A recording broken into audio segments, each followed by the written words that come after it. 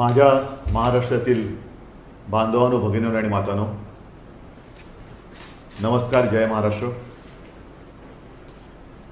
तसं बऱ्याच दिवसानंतर आपल्याशी मी संवाद साधतोय. मधल्या काळामध्ये काय काय घडलंय आणि काय काय घडतंय हे आपण सर्वजण पाहत आहात. एक विचित्र परिस्थिती अशी निर्माण झालेली आहे. नैसर्गिक आपत्ती पण येते आहे, कोविडचं संकट तर आहेच, त्यात एका बाजूला ऑलिम्पिक पण सुरू आहे. ऑलिम्पिकमध्ये सुद्धा आपले खेळाडू प्रयत्नांची पराकाष्ठा करतायत. विशेषतः नीरज चोप्राला त्याचं कौतुक तर केलंच पाहिजे, अभिनंदन तर केलंच पाहिजे, कारण देशाची मान त्याने उंचावलेली आहे.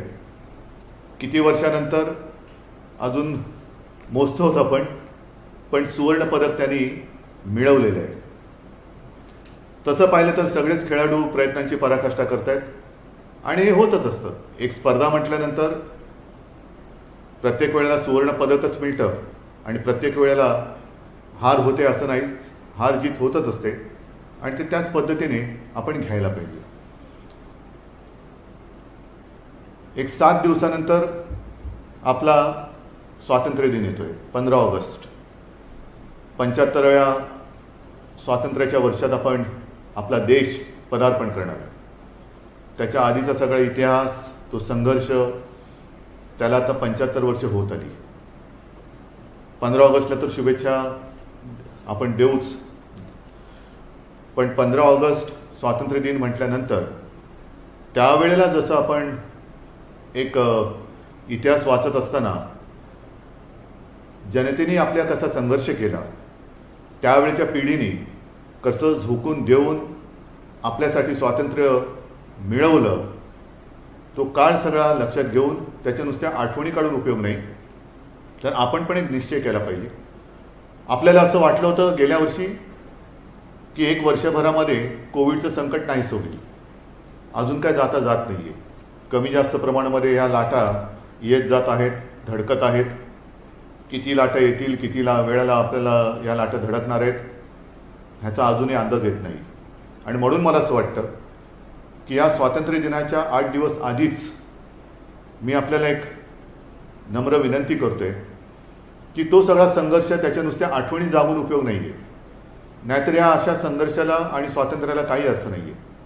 आपण एक अशी एक जिद्द, आपण एक आता एक निश्चय केला पाहिजे, मी म्हणेन प्रतिज्ञा घेतली पाहिजे की जसं त्यावेळेला 150 वर्षाची गुलामगिरी, 150 वर्षाचं पारतंत्र्य आणि इंग्रजांचं राज्य हे आपण उलथवून टाकलं, तशीच ही कोविडची दहशत, कोविडची टांगती तलवार ही सुद्धा आता आपल्याला उलथवून टाकावीच लागेल. तिचा सुद्धा एकदा कायमस्वरूपी निसरा करावाच लागेल. कोविडबद्दल मी नंतर बोलणारच आहे, कारण मला कल्पना आहे की साधारणतः आपल्या सगळ्यांचं लक्ष आहे की मी नेमकं काय काय शिथिल, कुठे बंधनं शिथिल करणार आहे, कुठे अजून निर्बंध ठेवणार आहे, याच्याकडे आपलं लक्ष आहे. त्याच्याबद्दल मी थोडंसं बोलणार आहेच, थोडंसं नाही भरपूर बोलणार आहे. पण तत्पूर्वी ज्या काही नैसर्गिक आपत्तीला आपल्याला तोंड द्यावं लागतंय त्याचा आपण एक थोडासा विचार करण्याची आवश्यकता आहे. पावसाळ्याची सुरुवातच गेल्याही वर्षी आणि याही वर्षी चक्रीवादळाने झाली. गेल्या वर्षी निसर्ग चक्रीवादळ आपल्यावरती धडकलं, यावेळेला ते तोक्ते वादळ, चक्रीवादळ आपल्याला आपल्या किनाऱ्याला स्पर्शून गेलं. हानी करायची तेवढी केलीच त्यांनी. त्याच्यानंतर अचानक जो काही पूर आला, हे सगळे विचित्र होते. काही दिवसांचा, काही महिन्यांचा पाऊस हा एका दिवसात आणि काही तासामध्ये कोसळायला लागलेला आहे. त्याची कारणं आपण काही देऊ शकतो. ढगफुटी झाली, मग तुम्हाला अंदाज नाही का आला? अंदाज होता. वेधशाळेने आपल्याला अंदाज दिला होता की अतिवृष्टी होईल, पण ही अतिवृष्टी किती होईल ह्याचं परिमाण अजूनही मला नाही वाटत जगामध्ये कोणी मोजू शकलेलं असेल. पाऊस पडला म्हणजे असा काही तुफान पडला आणि पूर, आपली धरणं, आपल्या नद्या ह्या ओसंडून व्हायला लागल्या. मग काही ठिकाणी आपल्याला धरणांची पातळी कमी करायला विसर्ग करावा लागला पाण्याचा. मग ते सोडलेलं पाणी खाली सांगली, कोल्हापूर, तिथल्या नद्या फुगल्या, तिथल्या गावात गेलं, शहरात गेलं. इकडे वशिष्ठी, सावित्री या सगळ्या नद्यांना पूर आला. मग चिपळूण पाण्याखाली गेलं, महाड पाण्याखाली गेलं. एक गोष्ट मला आपल्याला आवर्जून सांगायची की आता हे दरवर्षीचं संकट आणि त्यातून येणारी आपत्ती, त्यातल्या त्यात अतिवृष्टीचा इशारा मिळाल्यानंतर आपल्या प्रशासनाने मी म्हणेन खरंच कौतुकास्पद काम केलं.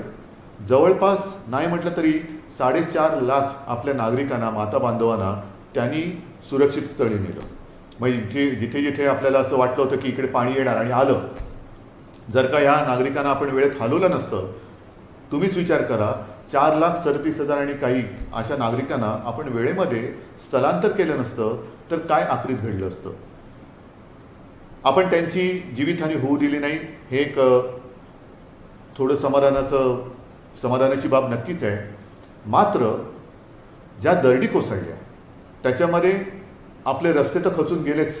काही ठिकाणी मी बघितलं, पन्हाळ्याच्या इथे वगैरे रस्ते खचलेत, घाट खचलेले आहेत. आणि दरडी कोसळून गावाच्या गावं, रायगडमध्ये मी गेलो होतो, तळेगाव बघितलं, म्हणजे तिकडे गाव होतं याची नामोनिशाणी कुठे शिल्लक नव्हती.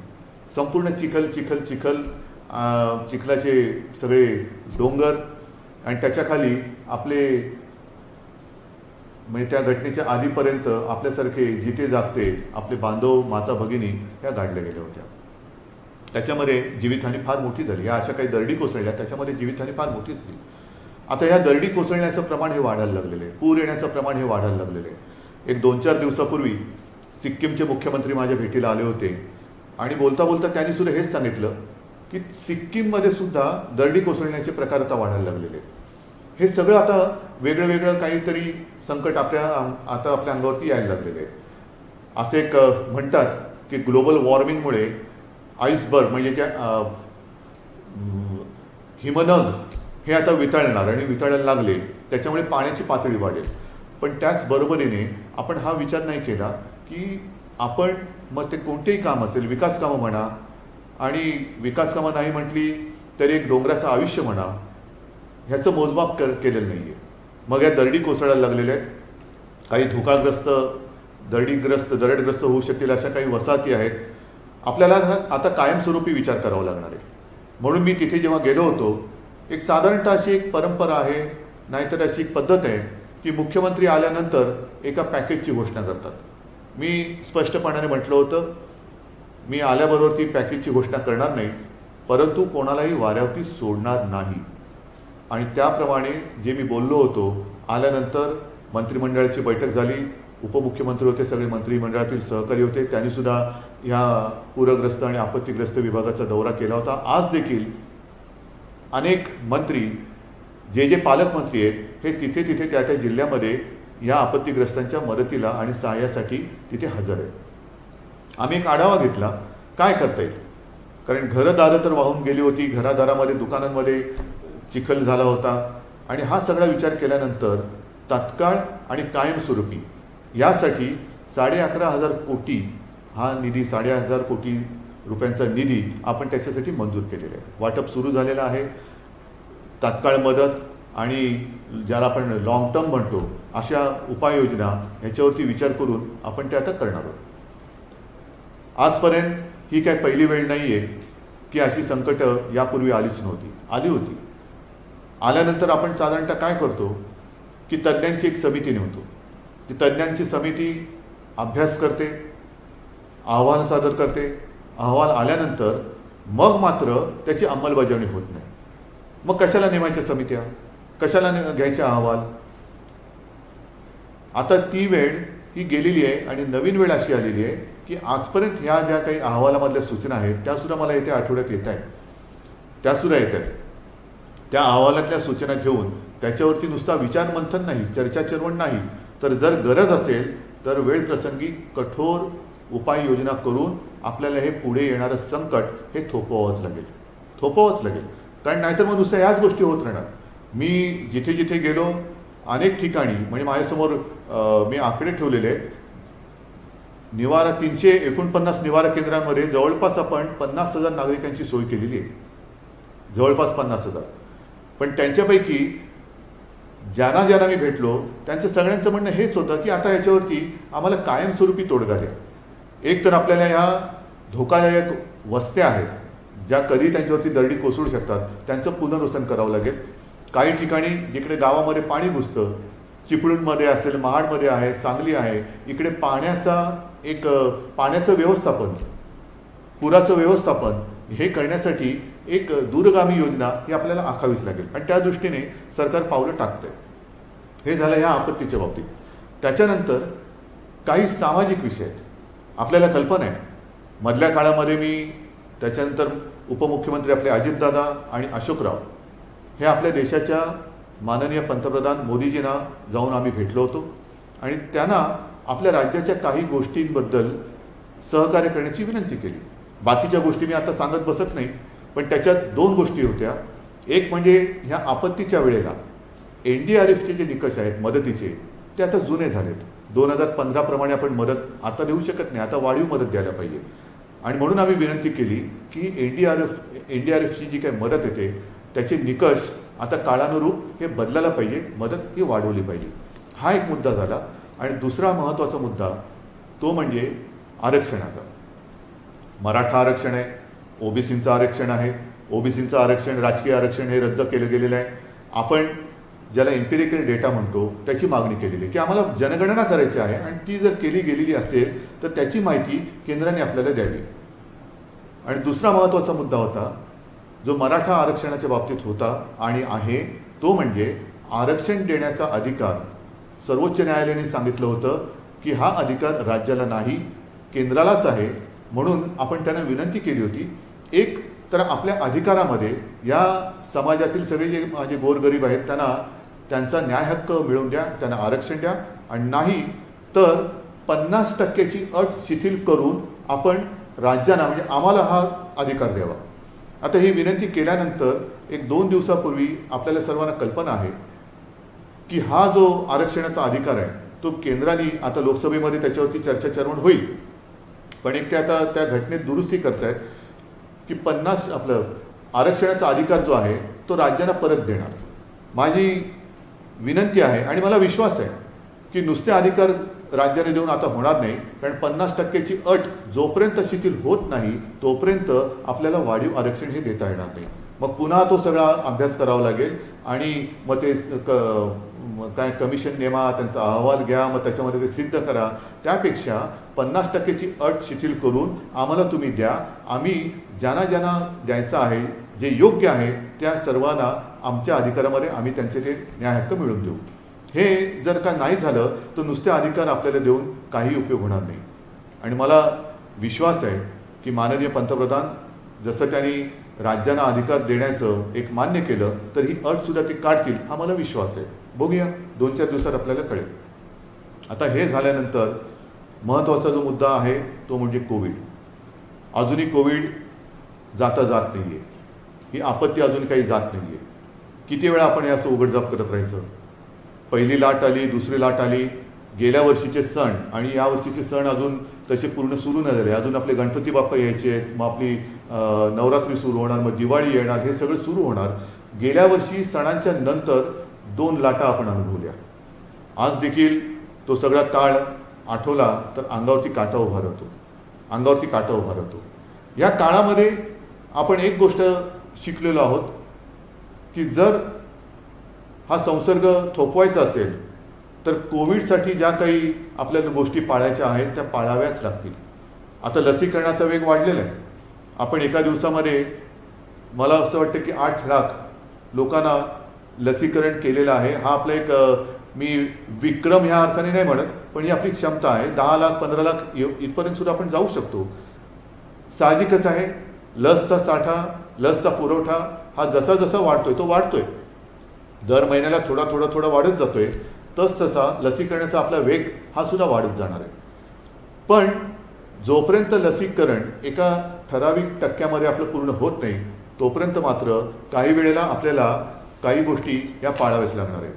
मी जे आपल्याशी बोलतो आहे ते बोलताना आपण नुसतंच लॉकडाऊन करून गप्प बसलेलं नाही याची आपल्याला कल्पना आहे. आरोग्य सुविधा आपण वाढवत आहोत, दर दिवशी वाढवत चाललेलो आहोत. पूर्ण राज्यामध्ये जर का तिसरी लाट आली, येऊन नये पण आली, तर गेल्या वेळेला आपण कुठे कमी पडलो त्याचा आढावा घेऊन आरोग्य सुविधांमध्ये आपण वाढ करत चाललेलो आहोत. म्हणजे साधारणतः सांगायचं झालं तर लॅब ज्या आहेत, प्राथमिक गोष्ट कुठे होते सुरू, चाचणी, टेस्टिंग लॅब ह्या मी तुम्हाला अनेकदा सांगितलेल्या आहेत. पूर्वी आपल्या राज्यात ज्या 2 होत्या त्या आपण आता 600च्या वरती नेलेल्या आहेत. नंतर आयसोलेशनचे बेड्स हे पूर्वी काही हजारात होते, आता जवळपास 4.5 लाखाच्या वरती आपण नेलेले आहेत. ICU बेड्स हे आयसोलेशन वेगळे आणि ICU वेगळे. ICUचे बेड्स आता आपल्याकडे साधारणतः 34,507 आहेत. ऑक्सिजनचे बेड्स हे आज आपल्याकडे 1,10,683 आहेत ऑक्सिजनचे, ज्याची गरज गेल्या वेळेला खूप आपल्याला लागली होती. साधारणतः 80,000 रुग्ण हे त्या पीकच्या वेळेला ज्यांना ऑक्सिजनची गरज होती त्यांना ह्या बेडचा उपयोग झाला होता. व्हेंटिलेटर्स आज आपल्याकडे साधारणतः 13,500 आहेत. बाकी मास्क वगैरे ह्या तर गोष्टी झाल्याच, त्या तर आहेतच.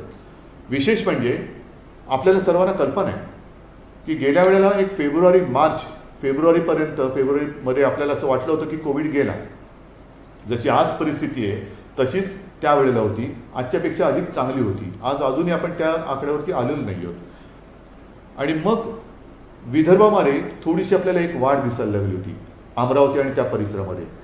सगळेजण सांगत होते कुटुंबाच्या कुटुंब बाधित होत आहेत, गावाच्या गावं बाधित होत आहेत, काय कळत नाही आहे, बंधनं अजून आम्ही लावतोय तरीसुद्धा काय होत नाही आहे. त्याच्यानंतर लक्षात आलं की तो जो काही व्हेरियंट होता, विषाणू होता कोविडचाच, पण अवतार बदललेला होता, डेल्टा, ज्याने आता जग व्यापून टाकलेलं आहे. म्हणजेच काय की आता विषाणूसुद्धा वेगवेगळे अवतार घेतो आहे. मग अवतार कळणार कधी आपल्याला? ते कळेपर्यंत त्याचा प्रसार झपाट्याने झालेला असतो. कारण डेल्टाचा प्रसार हा फार झपाट्याने होतो आणि त्याची घातकतासुद्धा म्हणजे फुफ्फुस वगैरे ह्या आपल्या अवयवांवरती तो फार वाईट दुष्परिणाम करतो.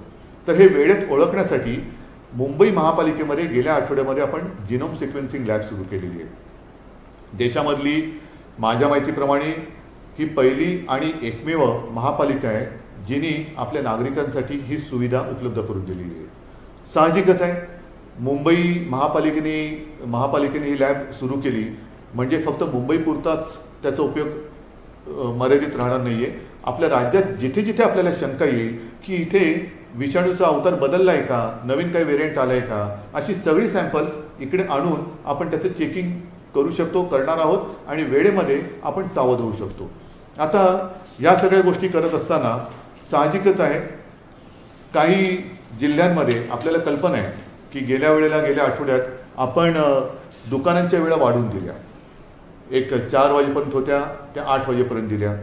त्याच्यानंतर मॉर्निंग वॉक असेल, बाहेरचं फिरणं वगैरे असेल, ही बंधनं आपण शिथिल केली. हे करत असताना आपल्याला कल्पना दिली गेली होती की राज्यामध्ये कोविडची परिस्थिती संमिश्र आहे. राज्यात काही ठिकाणी कोविड तसा बऱ्यापैकी आटोक्यात आहे, काही ठिकाणी अजूनही काळजी ही घेणं गरजेचं आहे. आता काळजी घेण्यासारखी ठिकाणं कोणती आहेत? तर साधारणतः विशेष म्हणजे आता जिथे पूर येऊन गेला हे 6 जिल्हे म्हणजे सिंधुदुर्ग, रत्नागिरी, रायगड, सातारा, सांगली, कोल्हापूर हे पूर येण्याच्या आधीसुद्धा थोडीशी चिंताजनक तिकडे गोष्ट होती की कोविड रुग्ण हे कमी होत नव्हते. आता सुदैवाने आपण तिकडे टेस्टिंग वगैरे सगळं वाढवल्यानंतर पूर्णपणे लक्ष ठेवून आहोत की पूरग्रस्त भागामध्ये पाण्याच्या अनुषंगाने जे काही रोगराई येऊ शकते ती येऊ नये आणि कोविड तिकडे वाढू नये. मात्र जे जिल्हे अजूनही थोडेसे काळजी करण्यासारखे आहेत, मी जिल्हे म्हणतो, याच्यामध्ये शहर आणि ग्रामीण भागात थोडासा वेगळा होऊ शकतो आणि ग्रामीण भाग आणि शहर असं वेगळं केल्यानंतर जिथे आपल्याला काळजी वाटते त्या जिल्ह्यात शहरी भाग जर का कमी वाढीचा असेल तर तिकडे आपण काही शिथिलता देऊ शकतो. तशी काही शिथिलता आपण दिलेली आहे, उद्यापासून सुद्धा काही ठिकाणी देतो आहोत. ही देत असताना जिथे मात्र काळजी करण्याची गरज आहे तिथे आपल्याला बंधने पाळावीच लागणार आहेत. हे जिल्हे कोणते आहेत? तर एक पुणे आहे जिकडे 900 केसेस रोजच्या दिसत आहेत, अहमदनगर आहे जिकडे 800 केसेस रोजच्या आहेत, सोलापूर आहे जिथे 600 केसेस जवळपास, मी हे अंदाजे आपले सांगतो, 600 म्हणजे कधीतरी 600पेक्षा कधीतरी 600पेक्षा थोडी जास्त होऊ शकतात. कोल्हापूरला आज देखील 500 रोजचे येत आहेत. सांगलीला मी म्हटलं होतं पण सांगलीसुद्धा 600 केसेस रोजच्या येत आहेत. साताऱ्याला 500 येत आहेत. सिंधुदुर्गला जिल्ह्याच्या मानाने 150 केसेस ह्या रोजच्या मिळत आहेत. रत्नागिरीला 150 आहेत, बीडला 250 आहेत.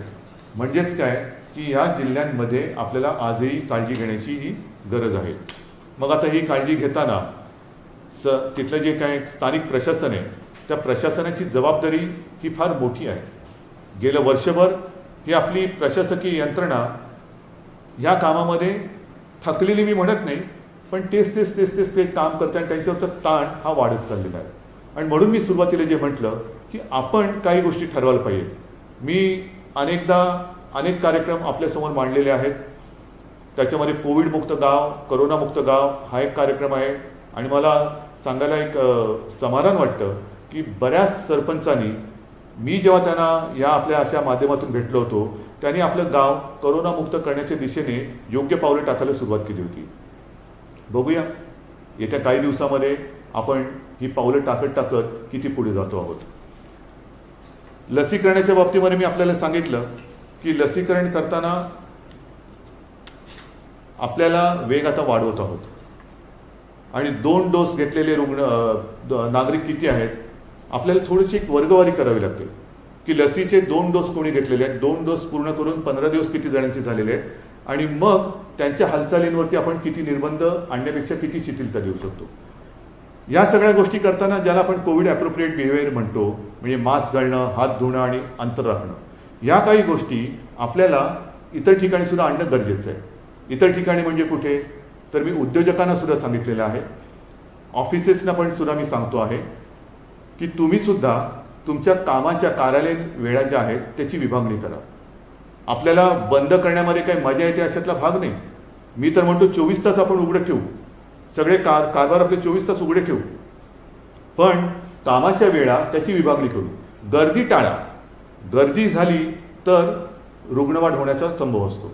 आणि ह्या सगळ्या गोष्टींचा विचार केल्यानंतर एक 2-3 दिवसापूर्वी माझ्याकडे महाराष्ट्रातील रेस्टॉरंटचे असोसिएशनचे सगळे लोक आले होते आणि त्यांनी मला विनंती केली. मी समजू शकतो की अडचण सगळ्यांनाच आहे की आम्हाला 4 वाजेपर्यंतच मुभा आहे, पुढे कसं करणार. मी त्यांच्याशी बोललो, त्यांनी सुद्धा खूप चांगलं सहकार्य करण्याचं एक मान्य केलं. मला म्हणाले, उद्धवजी आपण म्हणता ते आम्हाला मान्य आहे, पण आम्ही साधारणतः कधी उघडू शकतो. आणि मी त्यांना सांगितलं की येत्या सोमवारी म्हणजे उद्या आपण राज्यातल्या टास्कफोर्सचा जो एक आढावा घेतो, टास्कफोर्स एक आढावा घेतं आणि मग त्यांच्याकडनं काही नियमावली आपण समजून घेतो की काय करायला पाहिजे, काय करावं आणि काय करू नये. आणि तसं ते केल्यानंतर आपण रेस्टॉरंट्स आहेत, मॉल्स आहेत, मग आपली प्रार्थना स्थळं आहेत, हे एक टप्प्याने आपण सुरू करत जाणार आहोत. मात्र ह्याला नाही म्हटलं तर एक 8-10 दिवस लागणार आहेत. मला कल्पना आहे की सगळ्यांचा संयम आता तसा थोडा तुटत आलेला आहे, पण संयम तोडू नका. पण हाच एक धोक्याचा क्षण असतो की ज्या वेळेला आपल्याला वाटतं की आता कोविड गेला, आता उघडायला काय हरकत आहे. काही जण हे उघडा ते उघडा, मी मागे सुद्धा बोललेलो आहे, थोडंसं एक काही आपल्या समाजातील घटकांना भडकवण्याचा प्रयत्न करतात. पण मी महाराष्ट्रातल्या जनतेला खरंच धन्यवाद देतो, मनापासून धन्यवाद देतो की अशा सगळ्या उचापत्याकारांना आपण बळी न पडता जे सरकार सांगते ते आपण ऐकत आहात. आणि म्हणूनच महाराष्ट्राचं कौतुक आज जागतिक पातळीवरती होते. मुंबई मॉडेलचं कौतुक आज जागतिक पातळीवरती होते की यांनी कोविडवरती कसं नियंत्रण आणलं. कौतुक आमचं होतंय, पण हे कौतुकाचे मानकरी माझ्या महाराष्ट्रातील नागरिक आहेत. आणि म्हणून हे सगळं श्रेय जे काय आहे, मध्ये एक सर्वे घेतला गेला आणि त्याच्यामध्ये नंबर 1 मुख्यमंत्री, देशामध्ये नंबर 1 मुख्यमंत्री, महाराष्ट्राचे मुख्यमंत्री उद्धव ठाकरे. म्हटलं मी नम्रपणाने सांगतो की हे श्रेय माझं नाही, मी नुसता निमित्त मात्र आहे. मी सांगतोय, आपण ऐकत आहात, कारण आपल्याला कल्पना आहे की मी ज्या ज्या काही गोष्टी सांगतोय त्या आपल्या हिताच्या आहेत. अनेक जण आपल्याला कल्पना आहे की आपल्या जवळचे आप्तस्वकीय मित्रमंडळी ही कालच्या कोविडच्या लाटेमध्ये आपल्याला सोडून गेलेली आहे. हे सगळं कोविडचं थैमान आपण पाहिलेलं आहे. देशामध्ये काय झालं, इतर देशामध्ये काय झालेलं हे टी व्हीवरती आपण पाहिलेलं आहे. आपल्याकडे ते कोणत्याही परिस्थितीत होऊन द्यायचं नाही आहे. ऑक्सिजन, त्या ऑक्सिजनला सुद्धा एक मर्यादा आहे. आपल्याकडे आज सुद्धा राज्यामध्ये आपण किती प्रयत्न केला तरी देखील एक साधारणतः 1300-1350 मेट्रिक टन दर दिवशी एवढंच आपण मजल गाठू शकलेलो आहोत. ह्याचं कारण असं की ऑक्सिजनचे प्लांट्स लावायला सुद्धा काही वेळेला बाहेरून यंत्रसामुग्री आणावी लागते आणि ती आणून ती लावणं ह्याच्यामध्ये काही दिवस जातात. मी मागेही आपल्याला सांगितलं होतं की गेल्या वेळेला साधारणतः 1700-1800 मेट्रिक टन दर दिवशी आपल्याला ऑक्सिजन लागत होता 80,000च्या आसपास रुग्ण हे ऑक्सिजनची आवश्यकता असलेले आपल्या रुग्णालयामध्ये उपचार घेत होते. आणि म्हणून आपण आता असं ठरवलेलं आहे की काही शिथिलता आपण आता देत आहोत, बंधने शिथिल करायला सुरुवात करत आहोत. परंतु एक साधारणतः तिसरी लाट जर का आलीच, कारण केरळामध्ये आता रुग्णवाढ दिसायला लागलेली आहे, इतर देशांमध्ये आता रुग्णवाढ दिसायला लागलेली आहे, तर रुग्णवाढ जर का व्हायला लागली तर रुग्णवाढीचा वेग लक्षात घेऊन साधारणतः आपल्याकडे जी ऑक्सिजनच्या बेडची एक संख्या आहे ती आपण किती दिवसात गाठू शकू ह्याचा एक अंदाज घ्यायचा आणि मग तितके दिवस आधी लॉकडाऊन करायचा. आपल्याला हे करावं लागेल. जर का आपण ह्या काही गोष्टी पाळल्या नाहीत, सार्वजनिक ठिकाणी मास्क घातला नाही, हात धुतले नाहीत, अंतर ठेवलं नाही, तर एक लक्षात घ्या, कोविड अजून गेलेला नाही. हा कोविड आजही आपल्या अवतीभोवती फिरतो आहे आणि त्याला आमंत्रण दिलं जाईल असं काही करू नका. असं काही करू नका. आपल्या हातामध्ये आहे. आपण कोविडची तिसरी लाट, तिसरं आक्रमण हे कसं थोपवू शकतो ते आपल्या हातामध्ये. आणि ह्या सगळ्या गोष्टी आपल्याला सांगितल्यानंतर आज मी आपल्याला एक आपुलकीच्या याने सांगतो आहे की काही ठिकाणी आपण शिथिलता आणतो आहोत. जसं एक मुंबईचा विचार केल्यानंतर मुंबईमध्ये लोकल प्रवास कधी सुरू करणार, तर लोकल प्रवास आपण सुरू करतो आहोत आपल्या स्वातंत्र्य दिनापासून, 15 ऑगस्टपासून. 15 ऑगस्टपासून लोकल माझ्या मुंबईतल्या नागरिकांना तिचा उपयोग करता येईल. मात्र तो करताना पहिल्या टप्प्यामध्ये ज्यांनी लसीचे दोन्ही डोस घेतलेले आहेत आणि लसीचे दोन्ही डोस घेऊन ज्यांना 14 दिवस झालेले आहेत त्यांच्यासाठी पहिली आपण ही मुभा देतो आहोत. मी 15 ऑगस्ट का म्हणतो आहे, उद्यापासून का म्हणत नाही आहे, तर ते एवढ्यासाठी की आपण ह्या सगळ्या लसीकरण केलेल्या नागरिकांसाठी एक ॲप तयार केलेलं आहे. त्या ॲपवरती ॲपसुद्धा लवकर म्हणजे आज उद्यातच त्याची माहिती आपल्यापर्यंत पोहोचेल. त्या ॲपवरती आपण ॲप्लिकेशन एक अप्लाय करायचा की मी दोन्ही लस घेतलेला व्यक्ती आहे, लस घेतल्यानंतर मला एवढे दिवस झालेले, माझा हा बारकोड क्रमांक अमुक आहे आणि तो केल्यानंतर आपल्याला एक पास मिळेल. काही जण म्हणतील हे ठीक आहे, पण ज्यांच्याकडे फोन नाही त्यांना काय, त्यांच्यासाठी सुद्धा आपण मुंबईतील महापालिकेच्या विभागीय कार्यालयामध्ये ऑफलाईन सिस्टीमने हे पास देणार आहोत.